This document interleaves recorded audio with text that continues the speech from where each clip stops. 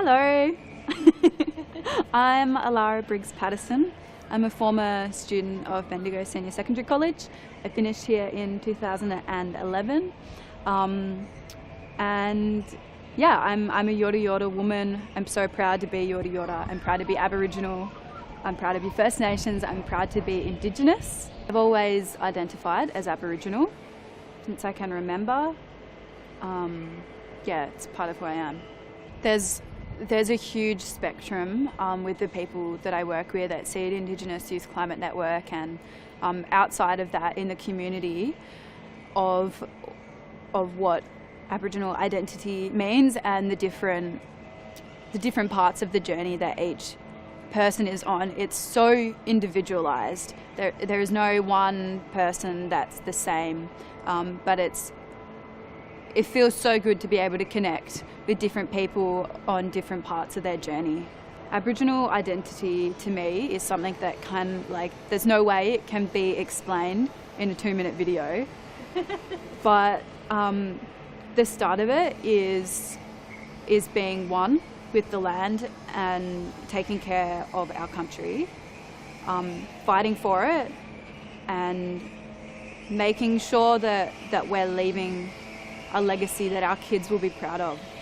I make it pretty clear when someone's talking about Aboriginal people or are asking questions or I don't know, anything along the lines of Aboriginal people. Sometimes I don't say right away because I want to hear what they have to say, which is where I sort of carry a privilege and a burden at the same time, because I can trick people and hear their honest opinions, and it's a privilege because I get to call them out. All sorts of opinions, breaking down stereotypes, for example, like an Aboriginal person has to have black skin and be holding a spear and be from the desert, which is completely untrue in 2017 after 230 years of colonisation. I don't know why it's still a stereotype that an Aboriginal person has to have black skin and be carrying a spear and speaking in language, when actual fact is my people were punished and beat up and had their kids taken away when they spoke their language. Yet people are asking me like, yeah, but where's your colour? Where's your culture? And it's like, that time when you took it away, and I'm here fighting to get it back and to learn it and to share it, because that's a part of my culture that's going to unite the world when non-Indigenous people have a respect for First Nations people. Yeah, I have definite links with my culture. The question, I think, for a lot of people is, what is culture and what does culture mean? For me, I'm still working it out, because there's so many different levels to me on what culture is.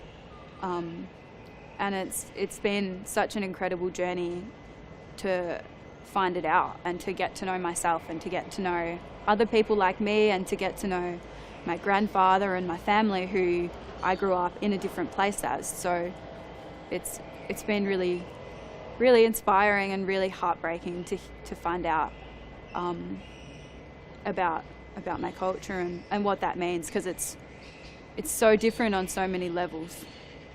Everyone can benefit from Aboriginal culture, hopefully not in a way that is cultural appropriation. The values and the morals of Aboriginal culture would benefit every single person on the planet.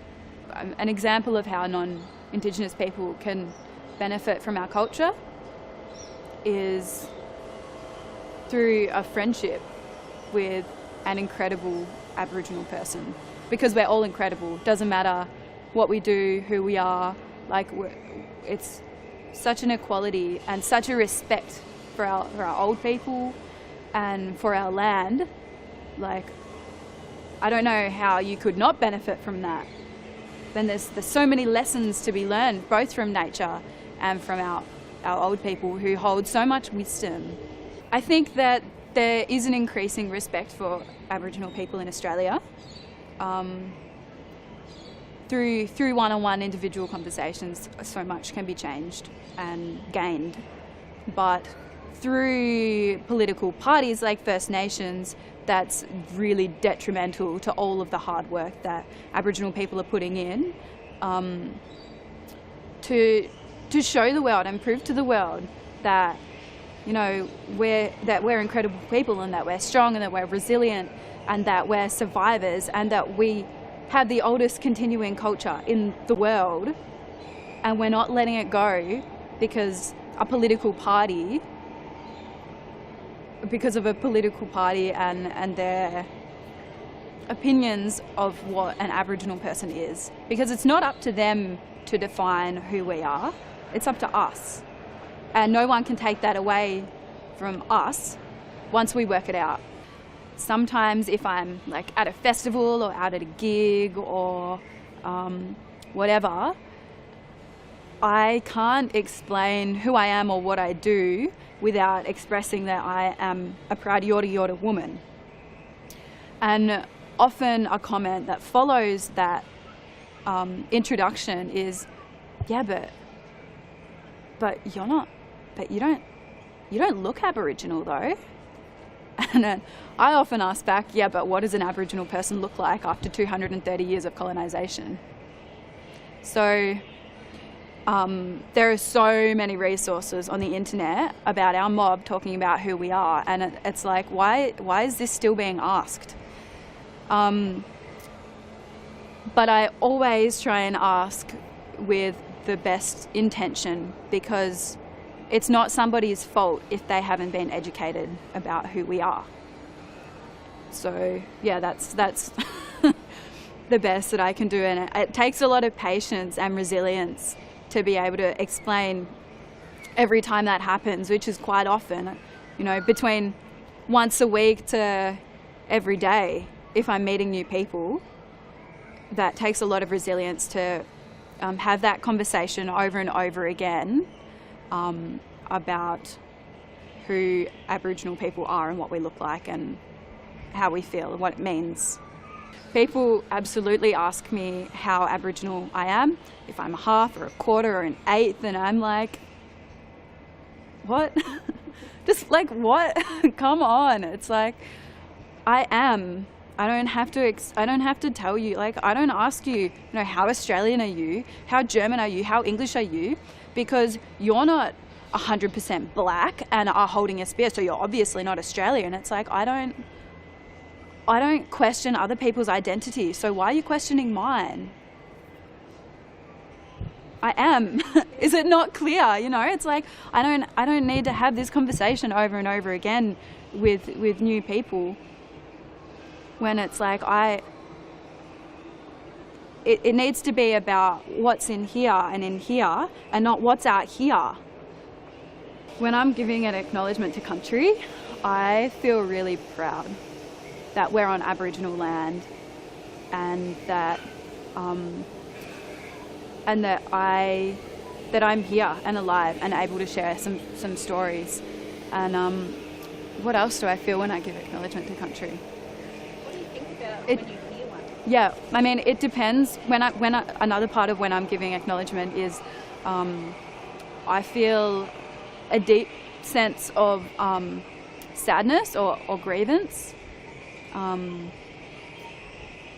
a deep sense of pride, because I get to remind people that we're on Aboriginal land, which is, I think, for me, the most important reason why we're giving acknowledgement, because sovereignty was never ceded, and for us to remind people constantly that this is Aboriginal land, it's sort of annoying, but it's really important.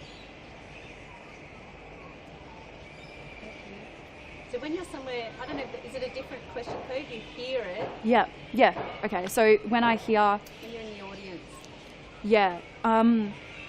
It's when I hear an acknowledgement to country, it's completely individualised, and each experience is different, because somebody different is doing it every time.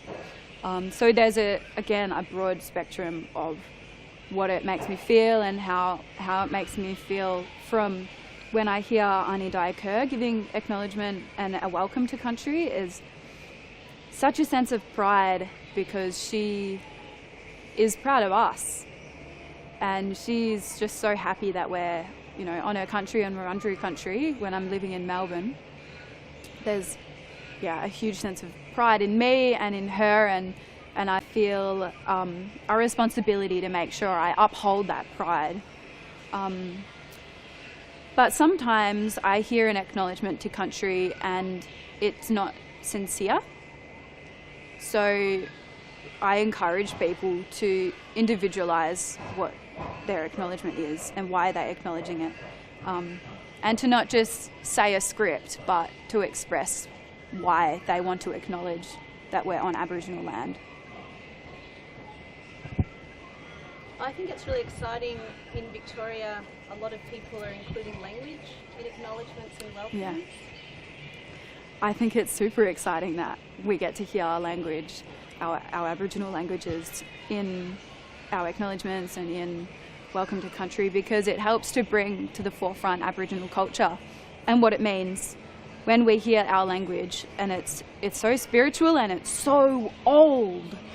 And when I hear it, I feel excited and I feel passionate, and it reminds me every time that I need to go home to Yorta country and learn Yorta. And even if I can't do that every day for a year, like, that's okay, because I can do as much as I can, and that's always going to be good enough. Get it all done? I just need to have that.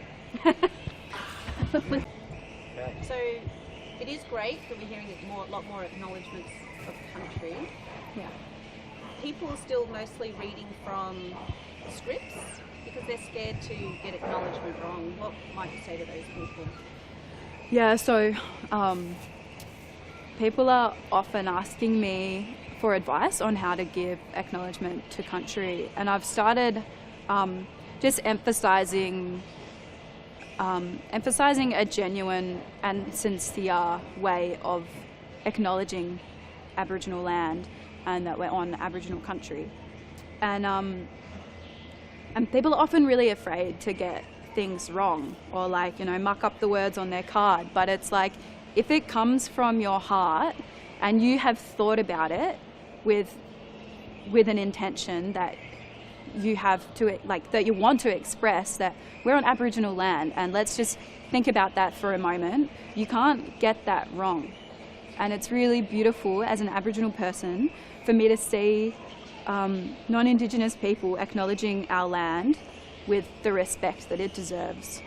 So pretty often people are asking me different questions, or I can feel through intuition or the vibrations, or like that there's a real uncomfortability with asking an Aboriginal person about Aboriginal things. So identity, Story Day, you know, whatever it is. And a thing that a lot of people don't realise is that it's okay to feel uncomfortable. And I encourage you to sit in your uncomfortable feelings and learn from it, because without feeling that uncomfortable outside of your comfort zone area, we can't move forward. And so much of the time I almost live in uncomfortability, and so I encourage you to enter that space with me so that we can move forward.